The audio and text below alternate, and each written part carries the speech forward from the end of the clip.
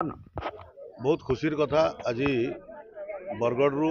पवित्र तीर्थक्षेत्र त्रिसंगम प्रयागराज को कुंभ मेला आज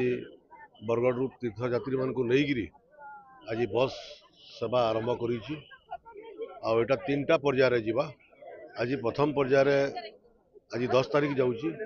पुणी 17 तारीख आ गोटे पर्याय जीव 24 तारीख आ गोटे पर्याय जीव आम आगामी दिन में प्रयागराज को रेगुलर केमती एठू गाड़ी जीव से चिंता निश्चित भाव में करवा। यहाँ 4 तारीख रे एठू आरंभ होबार थिला किंतु जो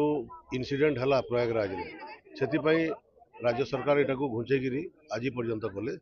आउ दुईटा फेज आउ जाई पारि थांते किंतु जो इनसीडेंट हला सेठी जो भीड़ को दृष्टि रखिकी आम से बातिल करी ये 3टा पर्यायर आज आरंभ होती आ बहुत खुशी कथा आज सबू